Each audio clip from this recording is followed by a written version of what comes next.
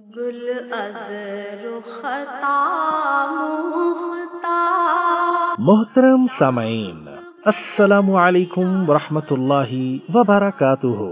نبی کریم صلی اللہ تبارک و تعالی علیہ وسلم نے جب مکہ میں اپنی دعوت کا آغاز کیا تو آپ صلی اللہ علیہ وسلم نے اس بات کو کوئی تفریق نہیں کی کہ کوئی شخص امیر ہے یا غریب، نوجوان ہے یا بوڑھا، گورا ہے یا کالا۔ آپ صلی اللہ تبارک و تعالی علیہ وسلم نے ہر اس شخص کو دعوت دی جس میں آپ صلی اللہ علیہ وسلم نے دیکھا کہ یہ اسلام کو بخوشی قبول کر لے گا۔ آپ صلی اللہ تبارک و تعالی علیہ وسلم لوگوں کو چن چن کر نہیں بلاتے تھے، بلکہ ہر ایک کو دعوت دیتے اور اس شخص میں دعوت کی قبولیت کے آثار کو بھانپ لیتے تھے۔ اسی طرح کئی لوگ اسلام میں داخل ہوئے۔ آپ صلی اللہ تبارک و تعالی علیہ وسلم ان لوگوں کو اسلامی تربیت بڑی فکر مندی سے کرتے اور انہیں قرآن مجید فرقان حمید کی تعلیم بھی دیا کرتے۔ یوں آپ صلی اللہ تبارک و تعالی علیہ وسلم نے صحابہ کا ایک ایسا خوبصورت گروہ تیار کر لیا تاکہ وہ دین کی دعوت کو آگے بڑھا سکیں۔ یہ تعداد 40 کے قریب ہو گئی، جس میں مرد بھی تھے اور عورتیں بھی۔ ان میں امیر، غریب، کمزور اور طاقتور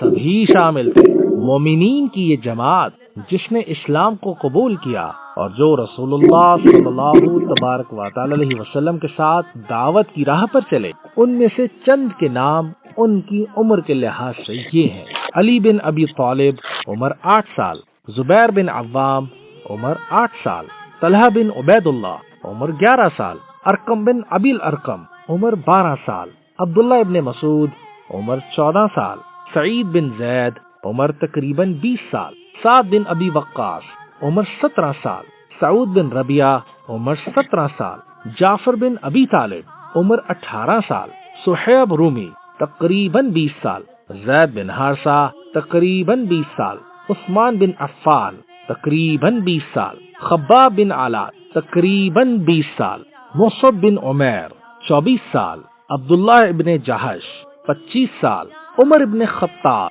عمر 26 سال، ابو عبیدہ ابن جراح، 27 سال، عتبہ بن غزوان، 27 سال، ابو حذیفہ بن عتبہ، 30 سال، بلال بن رباح، 30 سال، عیاش بن ربیع، 30 سال، عامر بن ربیعہ، تقریباً 30 سال،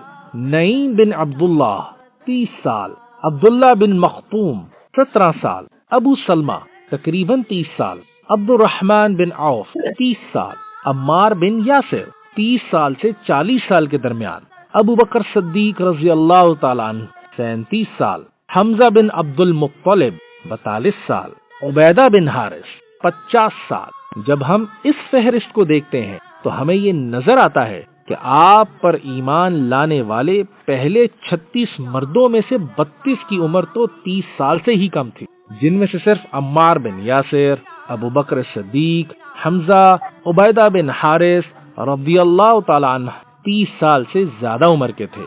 گویا جب رسول اللہ صلی اللہ تبارک و تعالی علیہ وسلم نے اسلام کی دعوت دی تو نوجوانوں نے بوڑھوں یا زیادہ عمر کے لوگوں سے پہلے لبیک کہا، بلکہ بوڑھے سردار تو دین کی راہ میں رکاوٹ بن گئے۔ یہ آج کے نوجوانوں، مرد اور خواتین کے لیے سوچنے کی بات ہے، کیا وہ بھی اسلام پر اسی طرح لبیک کہتے